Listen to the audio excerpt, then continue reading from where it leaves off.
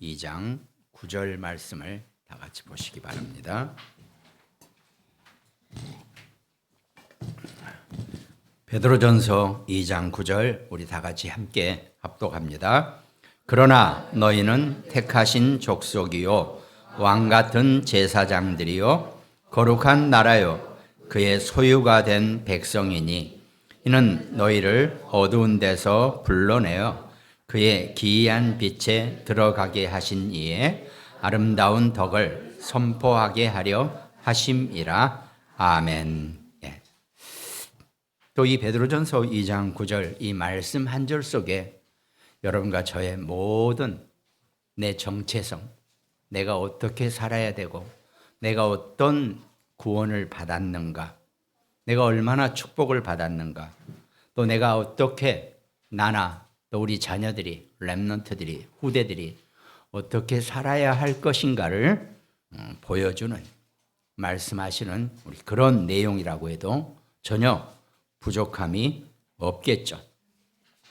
여러분과 저는 우리는 택하신 족속이라 그랬습니다. 우리는 이미 하나님의 선택을 받은 자들이죠. 근데 누차 제게 말했지만 별로 선택받아 본 적이 없어서 선택받았다는 말 의미를 잘 모릅니다. 죄송하지만 저는 별로 그래가지고 여러분들은 하도 선택을 많이 받아보셔가지고 너무 아멘 하면서 감사할 수 있겠죠.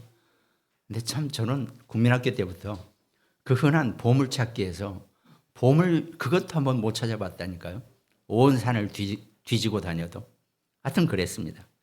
그러나 여러분과 저는 우리는 분명히 창세 전에 그리스도 안에서 이미 우리가 택하신 족속이라고 한단 말입니다.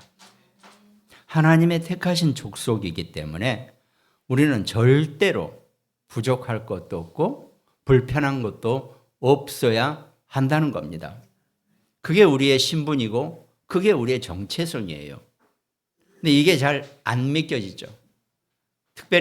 특히 아직 내게 힘이 남아돌 때 육신의 힘도 그렇고 뭔가 가진 것도 있고 주머니에 넣어보니까 뭐 좀 잡히고 이러면요 절대 이 말이 잘 안 들어오는 게 우리 인간이라는 얘기입니다. 그럼 하나님이 자기 백성을 사랑하시기 때문에 어떻게 합니까? 하나님이 자기를 더 알아주라고 하려면 그 주머니 안에 있는 것을 없애버려야 되고 그 몸에 있는 힘을 빼버려야 되죠. 그게 우리가 늘 우리 신앙생활 속에 우리가 부딪히는 정말 영적 딜레마입니다.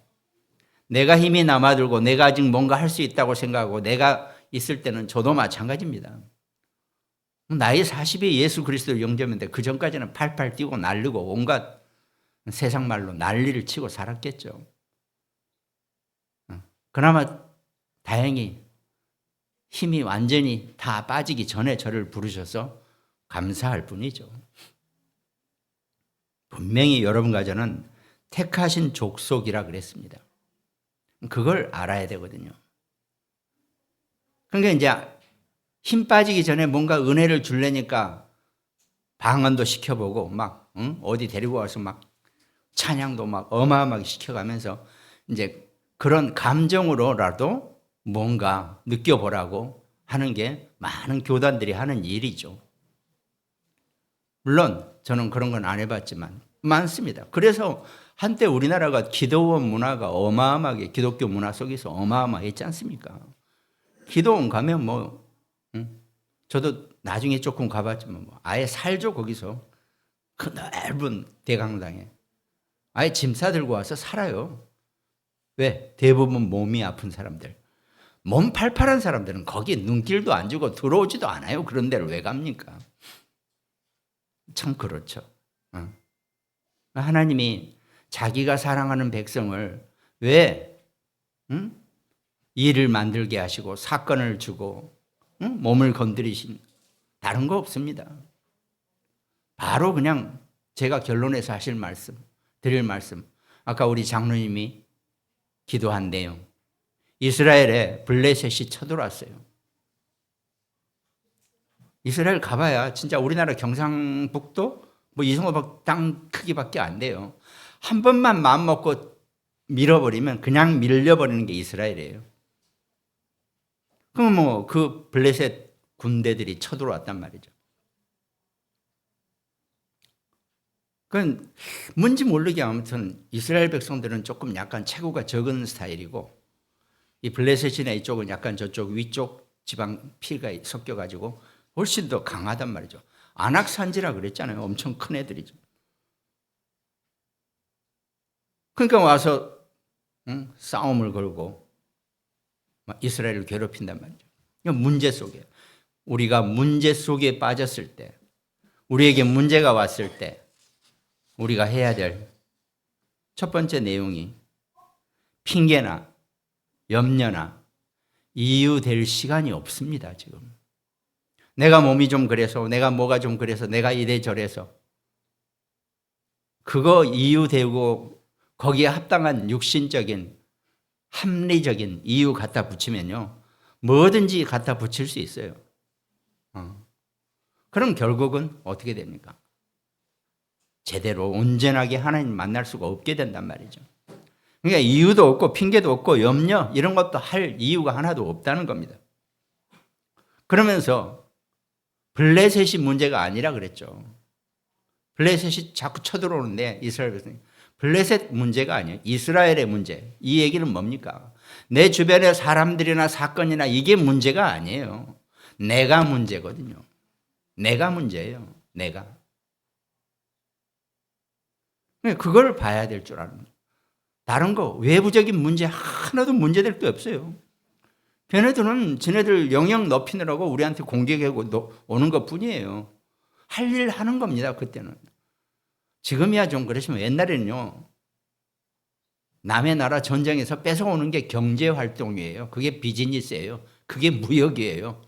힘 있는 자가 힘 없는 사람을 빼어서 오는 게 경제활동이라고요. 힘 없는 사람은 뺏기는 게 경제활동의 약자예요. 옛날에는 그랬다니까요. 지금은 안 그런 것 같습니까? 지금은 보이지 않게 힘 있는 국가들이 힘 없는 나라 거 다 뺏어가요. 대놓고 아예 합법적으로. 그러니까 그거는 절대 바깥 문제가 아니에요. 내 문제입니다. 그걸 봐야 돼요, 인생이.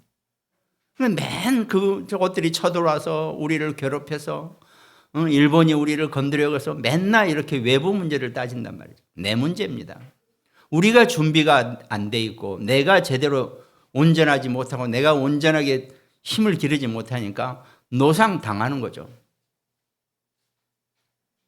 그래서 요즘 제가 조금 집에 가서 잘 보는 그 에피소드 드라마가 있는데 뭡니까 그거?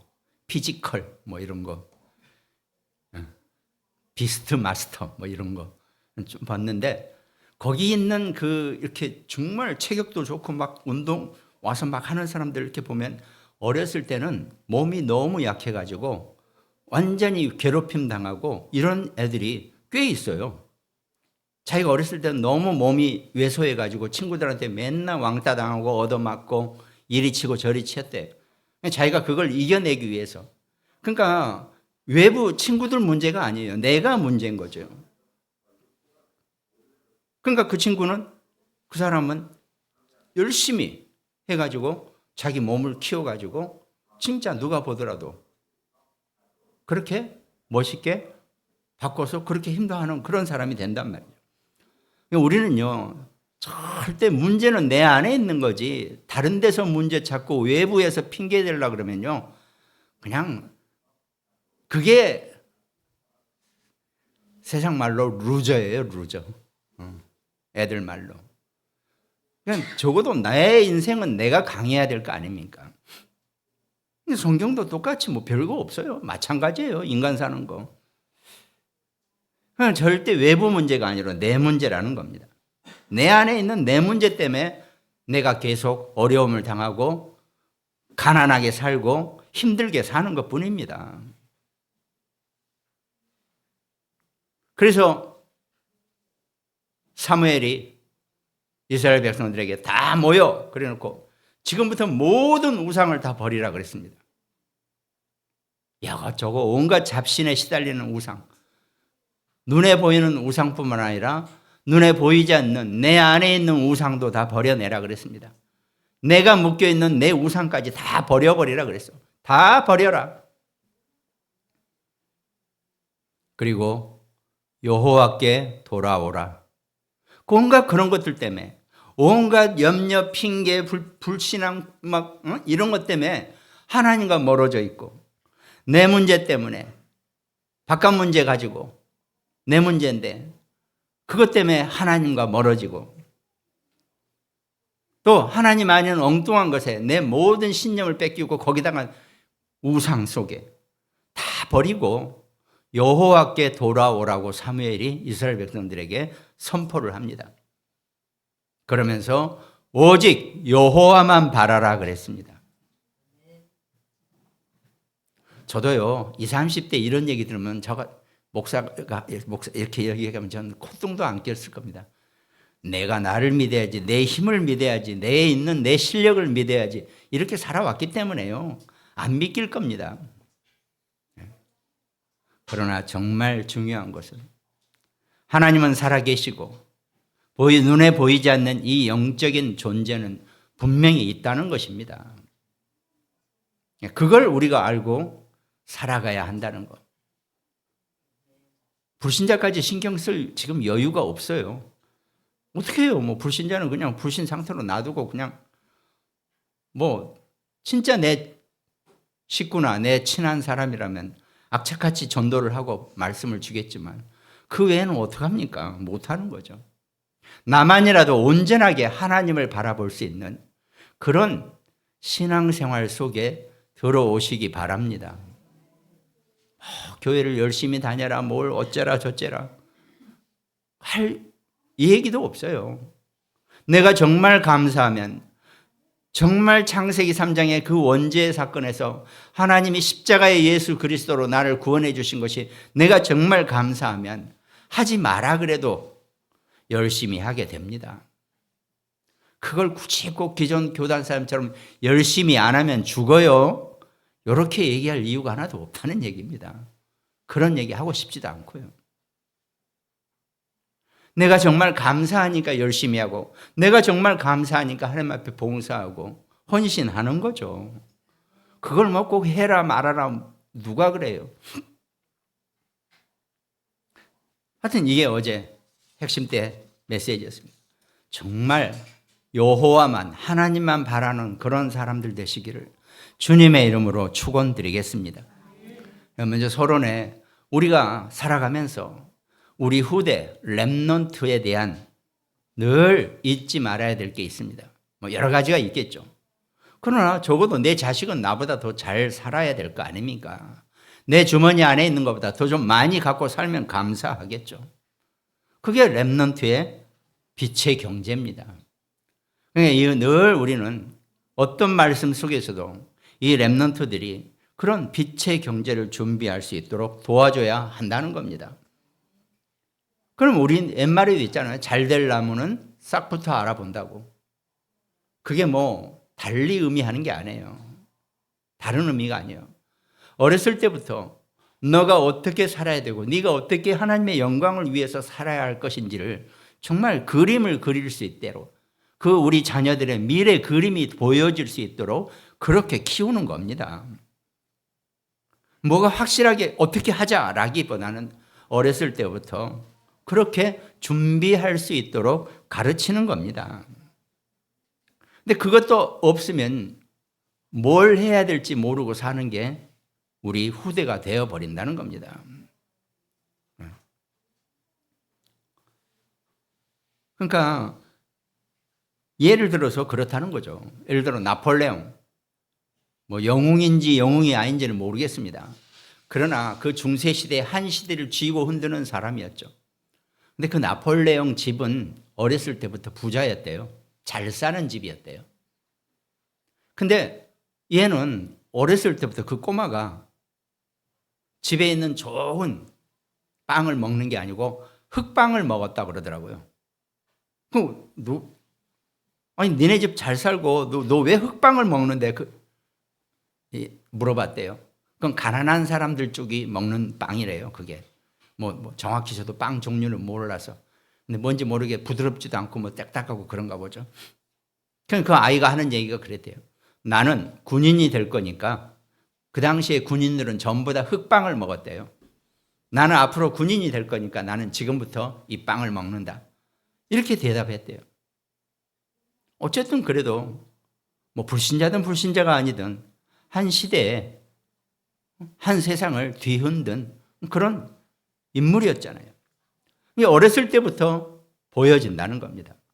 우리 아이들도요, 어린 시절부터 그 빛의 경제의 주역이 될 수 있도록 아이들에게 정말 준비를 시켜주는 것이 필요하다는 겁니다. 그럼 그 중에 하나가 붙잡을 게 300%라 그랬잖아요. 300%는요, 우리는 대부분 인생 삶에서 100%도 못하고 살아요. 100%도 안 돼요. 깜냥이라 그러죠, 우리가. 100%도 안 되는 깜냥으로 우리가 산단 말이에요. 저도 마찬가지입니다. 저도 그럴 거예요. 근데 우리 메시지에서는, 말씀에서는 300%라고 하고 있단 말이죠. 그럼 우리 아이들이 자라나면서 일본말로 요시, 좋아, 나는 300%의 인간이 될 거야. 이렇게 하고 우리 아이들을 키워보세요. 그걸 아이에게 집어넣어 보세요. 물 부풀리거나 벙 띄우라는 얘기가 절대 아닙니다. 너무나 우리가 우리 자녀들에게 그렇게 못 키워서 우리가 문제거든요. 왜? 뭐 저희 때만 하더라도 60년대, 50년대, 60년대, 70년대를 지나면서 너무 나라가 어려웠잖아요. 뭘 할래도 할 수 있는 게 없었어요. 뭘 못했어요. 뭐 있어야 하죠. 너무 어려웠기 때문에 다들. 그러니까 부모님들도 전부 다 우리한테 뭘 하라고 하지를 못해. 뭘 좀 하려고 그러면 하지 말라는 쪽으로 얘기를 많이 했잖아요. 이제 우리 애들에게는요, 300%를 가르쳐 주시기 바랍니다. 그건 훈련을 해야 돼요. 뭘 하더라든지 지가 잘하는 거, 아니 그냥 부모가 보기에는 얘가 쓸데없는 짓 한다라고 생각하면 큰 오산입니다. 아니 그게 그 아이의 앞으로 미래에 300%를 흔들지 누가 압니까? 근데 부모의 자기의 스케줄을 딱 잡아놓고 자기 계산을 해놓고 엉뚱한 짓 한다고 뭐라 그런단 말이에요. 대부분 다 그래요. 성공한 인물들 물어보면 부모님이 다 어렸을 때 반대했대요. 그건 동양이나 서양이나 마찬가지더만요. 근데 자기는 몰래 했대요. 악착같이 했대요. 뭐 이런 식이란 말이죠. 우리 자녀들에게, 우리 렘넌트들에게 300%를 가르쳐 주시기 바랍니다. 자기 전문성을 온전하게 100% 활용하고, 그거를 어떻게 자기 삶의 모든 현장에서 완벽하게 사용되어지는 또 100%, 그리고 그것이 미래까지 계속 소용되어지고 사용되어지는 100%, 그렇게 300%를 만드는 겁니다. 우리는 감히 꿈도 못 꾸고 살아왔죠. 내 거 100%도 못 채워가지고 빌빌거리는 사람인데, 우리 자녀들은, 우리 후대는 정말 300%의 그런 꿈을 갖고 그런 힘을 갖는, 그게 빛의 경제입니다. 근데 늘 우리는요, 그런데 주눅이 들어있다 보니까 안 될 것 같아요. 처음부터 말도 안 꺼내요.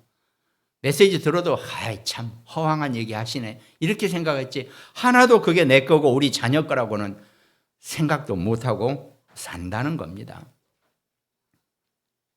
정말 그럼 어떡합니까? 우리 자녀들에게도 얘기하지만 지금도 나도 늦지 않고 우리도 늦지 않았습니다. 하나님 제게 300%의 응답을 허락해 달라고 기도하시기 바랍니다.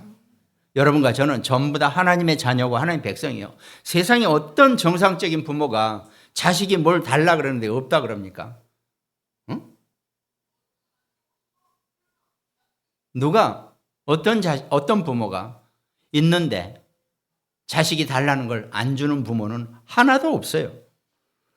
우리 하나님은 온 세상의 것의 주인이십니다. 자기 자녀가 무엇을 달라고 하든지 다 주실 수 있는 능력이 있으신 분이에요. 그걸 알고 살아야 한다는 겁니다. 그게 우리의 신앙생활이고 그게 여러분과 제가 우리 자녀들이 누려야 될 정말 온전한 여러 가지 축복이 있지만 빛의 경제의 축복이라는 겁니다. 그럼 서론의 두 번째, 빛의 경제를 회복돼야 될 이유가 뭐가 있습니까? 왜? 앞으로 우리 자녀들이 살아가야 될 모든 삶의 현장, 눈에 보이는 세상 것에서는 반드시 존재하는 흑암이 있다는 것입니다. 근데 우리가 너무나 그걸 몰라요. 구원받은 하나님의 자녀가 기독교인이 이 흑암 사단의 것을 제대로 못 보고 산다는 겁니다. 왜 말도 있잖아요. 적을 알고 나를 알면 백전백승한다 그러잖아요. 그럼 우리 모든 앞으로 내뿐만 아니라 우리 후대가 살아가는 모든 삶의 현장에는 그런 흑암 문화와 흑암 경제가 도사리고 있는데 그걸 못 보고 산다는 겁니다. 단지 내가 운이 없어서 내가 뭐가 안 돼서 내가 부모로부터 뭔가 받은 게 없어서 맨날 이런 핑계를 대면서 그러니까 내가 맨날 없지 이렇게 산다는 거죠. 하나님 여러분과 저와 우리 자녀들에게 모든 것을 완벽하게 준비해 놓으셨다는 것을 정말 고백하시기 바랍니다. 나이 아무 상관없습니다. 나는 나이가 너무 많이 먹어서 아니요. 절대 그런 거 없습니다. 하나님은 자기 백성의 나이를 세시는 분이 아니라 자기 백성이 자기를 얼마나 믿고 따르고 자기만 바라보느냐 이거에 따라서 모든 것을 결정하신다는 겁니다. 그러니까 우리 삶의 모든 현장에서 우리 자녀들이 살아가야 될 모든 현장에 이 흑암이 반드시 존재하고 있다는 겁니다. 성경은 이 흑암에 대한 얘기를 절대로 놓치지 않고 잊지 않고 우리에게 말씀하고 계신다는 겁니다. 창세기 3장 사건 이후에 모든 인간은 그 흑암에 완전히 노출되어서 흑암에 쩔여지게 그런 인생이 되어버렸다는 겁니다. 그럼 그전에는 어땠는데요? 에덴 동산에서 하나님의 완전한 보호 속에 살았단 말이죠. 근데 그것도 잠시 그만 사단에게 뱀에게 속아서 완전히 흑암의 구덩이에 종 노릇을 하는 그게 모든 인간의 인생이고 삶의 현장이라는 겁니다. 그걸 분명히 알아야 한다는 거죠. 창세기 1장 2절에 이미 땅이 혼돈하고 공허하며 흑암이 깊음 위에 있었다 그랬죠. 속에 있었다. 세상이 흑암 가운데 빠져 있다는 것을 분명히 알아야 한다는 겁니다. 골로새서 1장 13절에도 그가 우리를 흑암의 권세에서 건져내사 그랬습니다. 우리가 여러분과 제가 우리가 전부 다 그 흑암의 권세 속에 흑암의 세력 속에 우리가 빠져 있다는 겁니다. 그걸 제대로 보는 사람은 그걸 이겨낼 수 있는 힘이 이미 우리에게 있다는 것을 알게 된다는 겁니다. 그래서 창세기 3장, 6장, 11장이 다른 거 없어요. 뱀에게 속아서 하나님과의 모든 것이 단절된 상태에서 그 다음에는 완전히 온 세상을 물로 잠겨버렸을 때 오직 방주 안에 있는 자만 살아날 수 있다는 하나님의 언약을 가르쳐 준 거고 바벨탑 하늘을 뚫고 올라가 보자라고 하는 거기에 하나님이 멈추게 하고 가나안 땅에 축복을 주신 겁니다. 그것이 성경은 항상 여러분과 제게 우리 자녀와 우리 후대들에게 경고하고 있는 내용입니다. 왜? 아직은 온 눈에 보이는 세상을 하나님이 사단에게 맡겨 놓으셨다 그랬습니다. 그럼 마지막 때가 되면은 그 모든 것을 다 끌어내리고 영원한 무적행으로 이 흑암을 보낸다고 분명히 성경은 말씀하고 계신다는 겁니다. 요한복음 8장 44절에 너희 아비 마귀라 그랬죠. 하나님을 떠난 모든 인간, 육신으로 태어난 인간은 전부 다 이 땅에 태어나는 순간 마귀의 소속, 마귀의 종 노릇을 하게 되어 있다는 겁니다. 누구도 예외가 없다는 겁니다. 너희 아비 마귀라 그랬어요. 저도 처음에 신앙생활 조금 시작할 때 요한복음 8장 44절 얘기 성구 들으면 상당히 기분이 나빴어요. 아니 아무리 그래도 그렇지 무슨 너희 아비 마귀라고 그런 막말을 하시나 했죠. 그런데 알고 보니까 진짜였어요. 우리는 모르니까 정말로 흑암에게 완전히 그 악한 것들에 종노릇을 하며 살아가는 그런 인생이었더라고요. 영적으로 이 눈만 열려주더라도요, 절대로 내가 어떻게 살아야 되고 내가 어떻게 그것들에게 속지 않고 살아야 할 것인지가 보여지게 된다는 겁니다. 그러면서 고린도후서 10장 4절에 어떤 견고한 진이라고, 우리 안에 사단이 어마어마한 진지를 구축해 놨어요. 절대로 무너지지 않게. 내가 아무리 예수 그리스도의 설명 듣고 예배드리고 찬양하고 뭘 하더라도 내 안에 그 사단의 진이 절대로 무너지지 않게 이것들이 견고한 진을 내 안에 쌓아놨다는 겁니다. 그걸 무너뜨릴 수 있는 유일한 이름은 오직 예수 그리스도 한 분밖에 없다는 것을 고백하시기 바랍니다. 그리스도 이름 하나면 완전히 끝나는데 우리가 그걸 못한다는 거죠. 불러도 그냥 허공에 대는 아무 의미 없는 이름이에요. 그 이름의 위력과 그 이름의 힘을 내가 알고 불러야 되는데 그냥 힘없이 부르는 이름일 뿐이라는 거죠. 그러면 거기에는요, 사단이 쉽게 안 넘어갑니다. 고린도후서 4장 4절에도 이 세상이 신이라 그랬습니다. 요한복음 12장 31절에도 세상 임금이라 그랬어요. 이것들이 온 세상을 쥐고 여러분과 저와 우리 자녀, 우리 후대에 앞날을 막고 우리의 생각과 마음을 장악하고 우리를 자꾸 흑암의 것으로 끌려가게, 우리를 자꾸 속이고 유혹하고 공격하고 있다는 겁니다. 그러니까 이걸 우리가 제대로 알아야 한다는 거죠. 아, 내가 또 저것들에게 잠깐 속았구나. 알면 됩니다. 알면 끝나게 돼 있어요. 금방 돌아설 수 있게 된다는 겁니다. 하나님은 여러분과 제게 그걸 지금 말씀하고 계시는 거죠. 왜? 이것들이 완전히 끝나는 시간표는 아직 오지 않았기 때문에 우리는 그때까지는 살아가야 하고 있다는 말이죠. 그때까지 우리는 어떻게 합니까? 속지 않고 살아갈 수 있는 그런 우리의 신앙생활을 해야 한다는 거죠. 그때 하나님이 여러분과 저에게, 우리 자녀들에게, 모든 믿는 자들에게 이 흑암을 완전히 꺾어버리는 빛의 경제를 우리에게 허락하셨다는 겁니다. 지금은 우리가 3층에 있으니까 덜하죠. 옛날 먼저 있던 교회는 지하였잖아요. 제가 어디 외출했다가 들어가면요, 지하가 완전히 먹통이에요. 들어가면서 스위치 하나만 딱 켜면 어떡합니까? 완전히 환해지죠. 그런 것처럼 이 흑암은요, 여러분과 제가 이 빛의 경제의 원리만 붙잡아 버리면 흑암은 완전히 무너지게 되어 있다는 겁니다. 창세기 1장 3절에 하나님이 이르시되 빛이 있으라 하시니 빛이 있었고 그랬습니다. 하나님 여러분과 저에게 가장 먼저 우리를 지으시기도 전에 먼저 빛을 만들어 주셨다는 겁니다. 흑암을 꺾는 그 창조의 빛을 먼저 준비하셨다는 거죠. 왜? 이미 지구에는 흑암이 존재하고 있었기 때문에 그 흑암에 존재하는 이 지구상에 우리 인간을 만들시기 전에 먼저 그 흑암을 꺾는 빛을 우리에게 주셨다는 겁니다. 그래서 이사야서 60장 1절에 일어나라 빛을 발하라 그랬잖아요. 여호와의 영광이 이미 내 위에 임하였느니라 그랬습니다.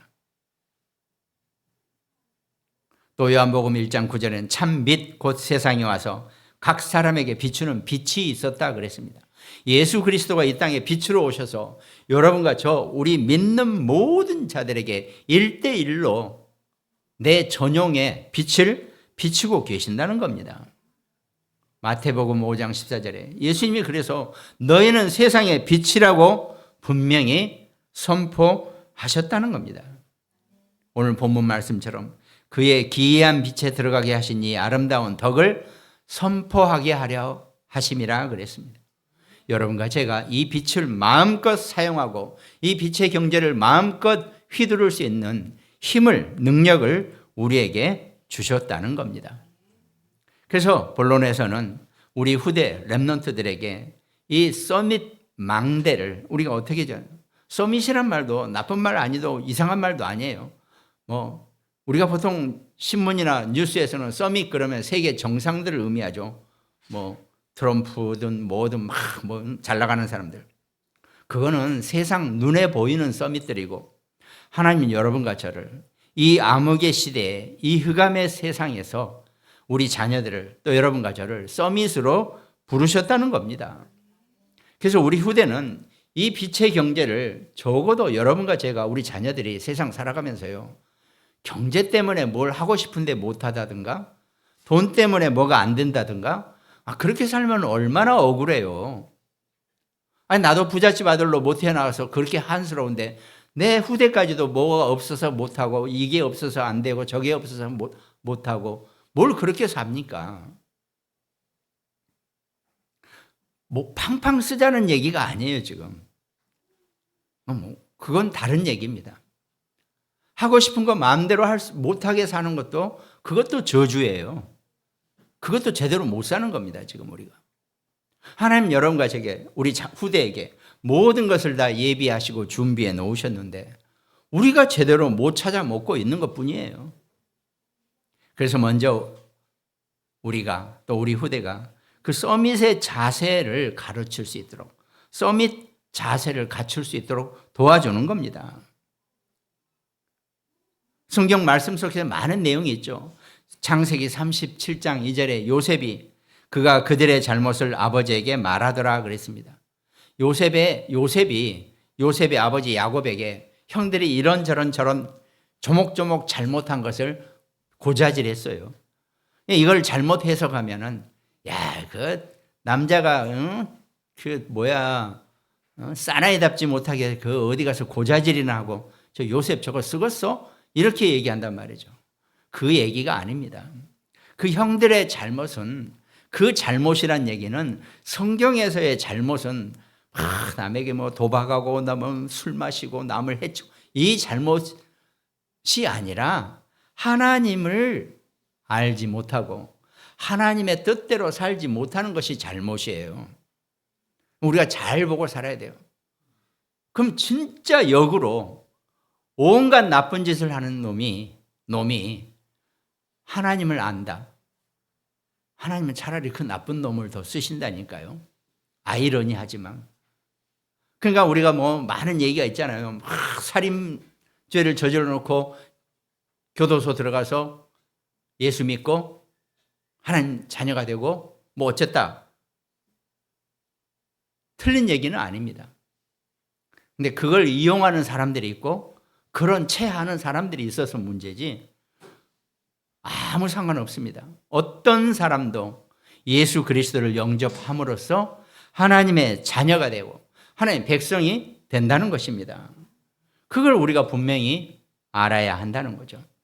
요셉은 형들이 온전하게 하나님 앞에 서지 못한 것을, 오직 하나님만 바라보지 못한 것을 그 아버지 야곱에게 고자질한 겁니다. 다른 게 한 게 아니고요.